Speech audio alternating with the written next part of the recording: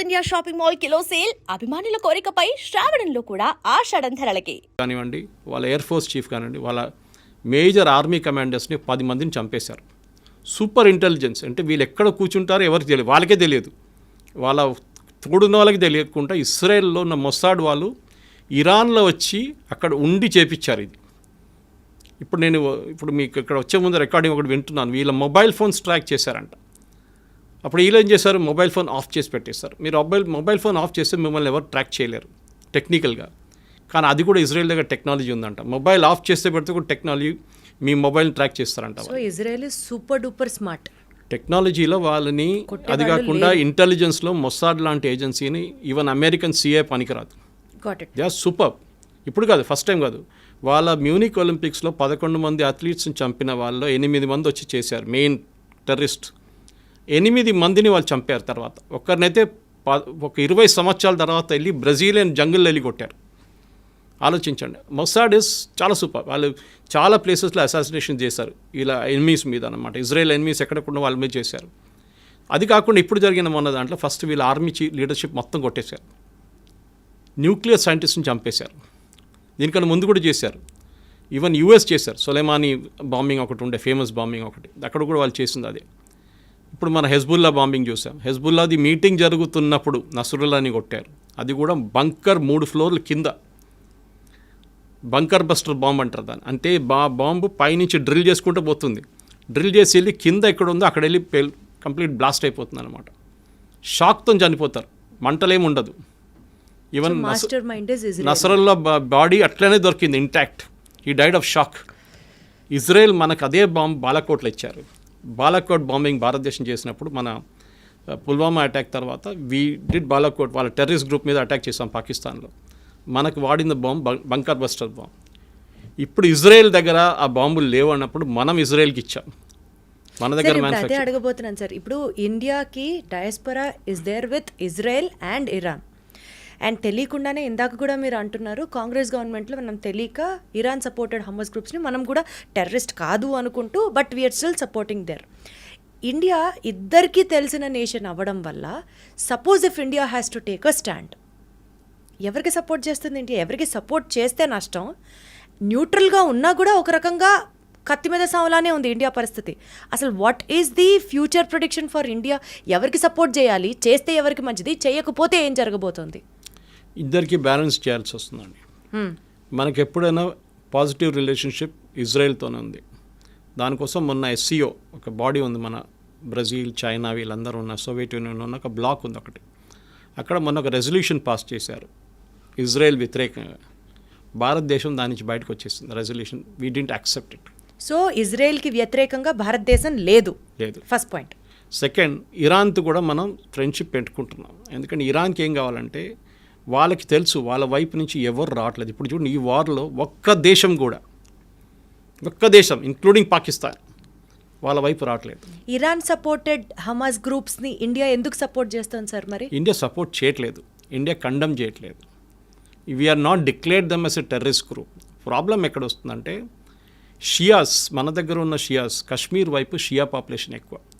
మీరు లదాఖ్కి వెళ్తే, లదాఖ్ ఒక యూనియన్ టెరిటరీగా తీసుకుంటే లదాఖ్లో రెండు పీసులు ఉన్నాయి. ఒకటి నేను ఒక 1 year ముందు వెళ్ళాను అక్కడికి. ఒకవైపు వైపు బుద్ధిస్ట్ ఉంటారు, వేరే కార్గిల్ వైపు లద్దాఖ్ది మొత్తం షియా ముస్లిమ్స్ ఉంటారు. మీరు అక్కడ వెళ్తే కాఫీ షాప్లలో, రెస్టారెంట్లలో, హెయిర్ కటింగ్ సెలూన్లలో అంత ఖొమేనీ ఫోటో కనిపిస్తుంది మీకు. They are Shias. ఇప్పుడు నేను అడిగా చాలామంది నా దగ్గర, సురేష్ గారు ఈ కశ్మీర్ నుంచి వెళ్ళారా చాలామంది అంటున్నారు, ఇరాన్కి చదువుకోవడానికి అన్నారు. నేను చెప్పాను కరెక్ట్. మిగతా ఎవరైనా ఇండియా నుంచి యూఎస్కి వెళ్తారు, యూకేకి వెళ్తారు, యూరోప్కి వెళ్తారు, కెనడాకి వెళ్తారు, ఆస్ట్రేలియాకి వెళ్తారు, కానీ ఇరాన్కి చదువుకోవడానికి ఎవరు వెళ్ళారు? నిన్న మొత్తం పెద్ద గొడవ రాత్రి కదా, మమ్మల్ని అందరిని ఎవాక్యువేట్ చేయండి ఇక్కడి నుంచి అని చెప్పి. అప్పుడు నేను కనుక్కున్నప్పుడు తెలిసిపోయింది వీళ్ళంతా కశ్మీర్ నుంచి వెళ్ళిన వాళ్ళు, షియా ముస్లిమ్స్. ఇండియాకి ఆ రకంగా కూడా అక్కడ ఒక కనెక్షన్ ఉందన్న మనకి. ఓకే. తో కశ్మీర్లో గొడవ జరిగినప్పుడు మొన్న కూడా Khamenei, the same Khamenei statement ఏమి ఇచ్చారంటే Kashmir is a disputed territory, ముస్లిమ్స్ని కశ్మీర్ భారతదేశం దగ్గర నుంచి గుంజుకోవాలని స్టేట్మెంట్ ఇచ్చారు ఖమేనీ. ఓకే. రిలీజియస్ యాంగిల్ నుంచి. కానీ మనం దాన్ని లైట్గా తీసుకున్నాం. We just condemned it. ఆయన తర్వాత దాని గురించి మాట్లాడలేదు, ఏదో ఒక రోజు జోష్లో చెప్పేసిండు అంతే. అదే టైంలో మనకి చాబార్ ఫోర్ట్ అనే పోర్ట్ ఉంది ఇరాన్లో. మన ఆ పోర్ట్ని కాంట్రాక్ట్లో తీసుకున్నాం, అంటే అవుట్సోర్సింగ్లో తీసుకున్నాం మనకు అక్కడ ఒక 6 బర్త్స్ ఇచ్చారు వాళ్ళు. చాలా క్రూషియల్ అది, ఎందుకంటే ఆఫ్ఘనిస్తాన్ ఎంటర్ కావడానికి పాకిస్తాన్ నుంచి వెళ్ళకుండా మనకు వెళ్ళడానికి ఒక రూట్ అది చాబార్ ఫోర్ట్. మన అక్కడ చాలా వేల కోట్లు, ఆల్మోస్ట్ 1000 కోట్లు 2000 కోట్లు పెట్టి ఆ పోర్ట్ని డెవలప్ చేస్తున్నాం. ఇరాన్ దగ్గర డబ్బులు లేవు. శాంక్షన్స్ వచ్చిన తర్వాత, యుఎస్ శాంక్షన్ పెట్టిన తర్వాత ఇరాన్ ఓపెన్లీ వాళ్ళ ఆయిల్ అమ్మలేకపోతున్నారు. ఇప్పుడు రష్యా చేస్తున్నట్లని యుక్రెయిన్ వార్ తర్వాత కొన్ని రోజులు మనం కూడా కొనుక్కున్నాం ఇరాన్ దగ్గర నుంచి క్రూడ్ ఆయిల్ కొనుక్కున్నాం. కానీ దాని తర్వాత మళ్ళీ పేమెంట్ ప్రాబ్లం వచ్చింది. యుఎస్ అన్నారు బ్యాంకింగ్ సిస్టమ్ పనిచేయదు, ఇరాన్తో మీరు డీల్ చేసుకుంటే డీల్ చేసుకోండి అని. కొన్ని రోజులు మన దగ్గర రూపీ ట్రేడ్ చేసుకున్నారు, రూపీ ట్రేడ్. దాని తర్వాత బాటర్ ట్రేడ్ పెట్టుకున్నారు, మీరు మాకు బియ్యం ఇవ్వండి మేము మీకు ఫ్యూయల్ ఇస్తామని, క్రూడ్ ఆయిల్ ఇస్తామని. సో రెండు వైపు నుంచి మీరు అడిగిన ప్రశ్నకి మనకి ఇజ్రాయెల్ చాలా కావాలి మనకి. టెక్నాలజీ వైపు మన వెపన్స్ అన్నీ మన దగ్గర. మొన్న జరిగిన పాకిస్తాన్ మీద జరిగిన దాడిలో 3 మేజర్ వెపన్స్ మ్యానుఫ్యాక్చర్ చేసేది ఇజ్రాయలీ కంపెనీస్, భారతదేశంలో జాయింట్ వెంచర్గా. దాంట్లో ఒకటి హైదరాబాద్ కూడా ఉంది, పేరు చెప్పకూడదు, హైదరాబాద్ కూడా ఉంది ఒకటి బెంగళూరులో ఉంది. సో వాళ్ళ వెపన్స్ మనం వాడుకుంటున్నాం, వాళ్ళతో జాయింట్ ఫ్రెండ్షిప్ ఉండాలి లాంగ్ టర్మ్. ఎందుకంటే ఈ అయోత్తోలో ఎప్పుడు పోతాడో తెలియదు, ఇప్పుడు కనిపించలేదు అంటున్నాం, 3 రోజు కనిపించట్లేదు, ఎక్కడున్నారో ఎవరికి తెలియదు, ఈ రెజ్యూమ్ ఎప్పుడు పోతుందో తెలియదు. వీళ్ళేమంటున్నారంటే యుఎస్ ఇజ్రాయెల్ ఇద్దరు అంటున్నారు రెజ్యూమ్ చేంజ్, అంటే అక్కడ ఉన్న గవర్నమెంట్ని మార్చడానికి మాకేం ఇంట్రెస్ట్ ఏం లేదు, కానీ ఇరాన్ దగ్గర న్యూక్లియర్ వెపన్స్ ఉండకూడదు, అది మా అల్టీరియర్ ఎయిమ్.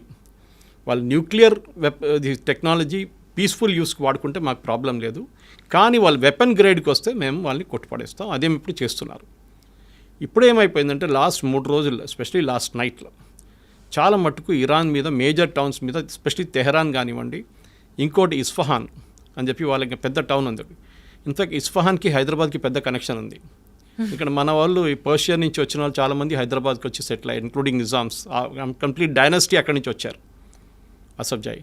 సో వాళ్ళు ఈ హైదరాబాద్ మీరు ఎయిర్ నుంచి ఒక హెలికాప్టర్లో వెళ్ళి మీరు చార్మినార్ దగ్గర నుంచి ఒక షాట్ తీసుకొని అదే షాట్ మీరు ఇరాన్ ఇస్ఫహాన్ టౌన్ నడిమిట్లలో తీసుకుంటే 2 సేమ్ ఉంటుంది. సో ఇస్ఫహాన్ హైదరాబాద్ మోడల్ చేస్తుంది ఇస్ఫహాన్ మీద అనమాట. సో ఇస్ఫహాన్లో పెద్ద న్యూక్లియర్ ఫెసిలిటీ ఒకటి ఉంది, ఇంకోటి ఫరోల్ది చెప్పి ఇంకో ప్లేస్లో ఒక న్యూక్లియర్ ఫెసిలిటీ ఉంది. ఇదంతా మౌంటైన్స్ కింద ఉంది. దాన్ని ఇజ్రాయెల్ కొడుతున్నారు రెగ్యులర్గా. ఇప్పుడు అది కాకుండా వీళ్ళ దగ్గర ఉన్న 40,000 అన్నారు, ఫస్ట్ 1,00,000 మిసైల్స్ ఉన్నారు, దాన్ని మళ్ళీ డిగ్రేడ్ చేసి 60 అన్నారు, మళ్ళీ 40 అన్నారు, ఇప్పుడు 20 అంటున్నారు. ఇప్పుడు ఇరాన్ దగ్గర బహుశా ఉన్నది ఒక 15,000 మిసైల్స్. దాన్ని కూడా లాంచర్ మీద పెట్టినప్పుడు నిన్న కూడా చూసాం మనం చాలా మటుకు వీడియోలు, ఇజ్రాయెల్ కొట్టారు లాంచర్ మీద. ఎందుకంటే ఇది దివాళీ పటాకాలు కాదు కదా, ఏదో బాటిల్లో పెట్టి పంపించడానికి పైకి లాంచర్లు కావాల్సి వస్తుంది. మొబైల్ లాంచర్స్ ఉంటుంది, ఫిక్స్డ్ లాంచర్స్ ఉంటుంది. మొబైల్ లాంచర్స్ ట్రాక్ చేయడానికి డిఫికల్ట్ ఉంటుంది. పెద్ద లారీస్ ఉంటుంది, పెద్ద లారీ మీద ఒక మిసైల్ ఇట్లా పెట్టుకొని దాన్ని టిల్ట్ చేసి ఫైర్ చేస్తారు. సో దాన్ని ఆ టైం దొరుకుతుంది మీకు ½ అన్ అవర్. వీళ్ళు పైనుంచి శాటిలైట్లో చూసుకుంటూ కూర్చున్నారు ఇజ్రాయలీ. ఇమ్మీడియట్గా వాళ్ళ ఎయిర్క్రాఫ్ట్ చెప్తారు దీన్ని వెళ్ళి కొట్టరంటారా అని చెప్పి. నిన్న అదే జరిగిందన్నమాట చాలా చోట్ల. సో వాళ్ళని డిగ్రేడ్ చేస్తున్నారు ఇరాన్ని. ఒక టైం వస్తుంది, ఇంకో వారం తర్వాత 10 రోజుల తర్వాత ఇరాన్ దగ్గర మిసైల్స్ ఉండవు. అప్పుడు ఏం చేస్తారు? అదే టైం ఇజ్రాయెల్ కంప్లీట్గా దానికోసం నిన్న కూడా చూడండి, it had absolute run on Tehran.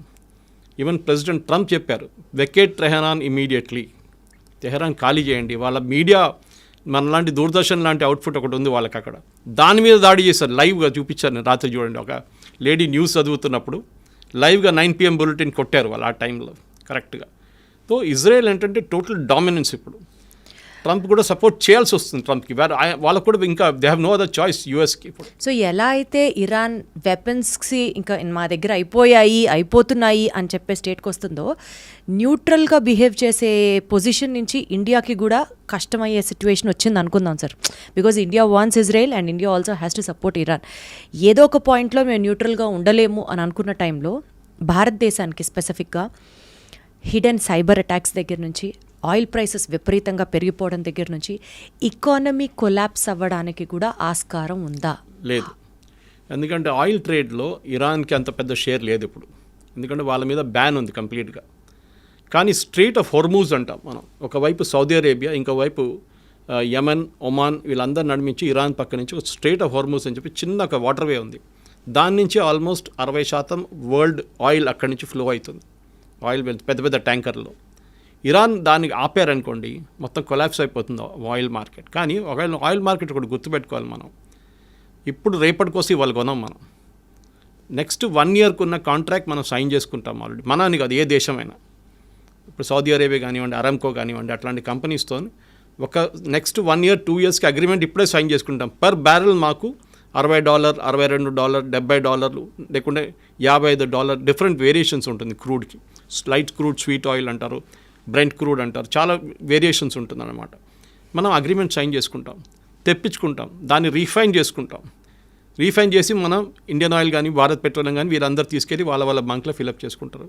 So రేపటికి వచ్చే వారానికి ఎప్పుడు మనం క్రూడ్ కొనాం.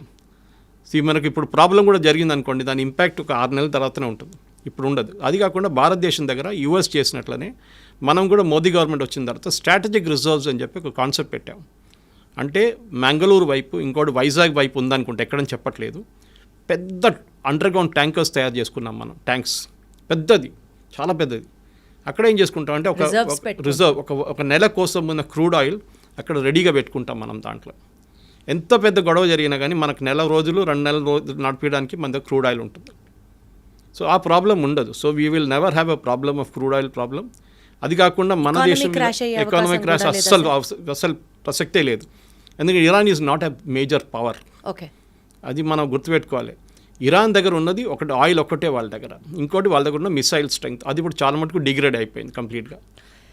సార్ ఇప్పుడు బేసికల్గా ఇరాన్ దృష్టిలో ఇజ్రాయెల్ అనే ఒక నేషన్ ఎగ్జిస్ట్ అవ్వకూడదు అని ఒక డామినెన్స్ కోసం స్టార్ట్ చేసిన ఫైట్లో యుఎస్, యూకే, చైనా, ఈ 3 నేషన్స్లో సార్ ఏది అడ్వాంటేజ్ తీసుకొని ఆ మంటలో నిప్పులో ఆజ్యం పోయడం అంటారు చూడండి, ఆ ఆజ్యం పోసే దేశం ఏది? అండ్ పీస్ పేరుతో సైలెంట్గా పవర్ని గ్రాప్ చేసే స్కెచ్ ఏ దేశం వేస్తుంది సార్? మీరు యూకే, యుఎస్, ఇజ్రాయెల్ ఒక్కటే కలిసి పనిచేస్తున్నారు. ఎందుకంటే ఇప్పుడు ఇరాన్ నుంచి ఫైర్ చేసిన మిసైల్స్ మొన్న కూడా దాంట్లో 30% మిసైల్స్ని కొట్టిపడేస్తుంది యూకే, యుఎస్ అని కాకుండా ఈవెన్ జార్డన్ ఫైటర్ ఎయిర్క్రాఫ్ట్. మిగతా ఐరన్ డోమ్కి వచ్చేదాకా, ఇజ్రాయెల్ దగ్గర వచ్చేదాకా 70% మిగిలింది. దాంట్లో కూడా వాళ్ళు ఆల్మోస్ట్ 90% కొట్టిపడేశారు, 10% మిస్ అయిపోతుంది.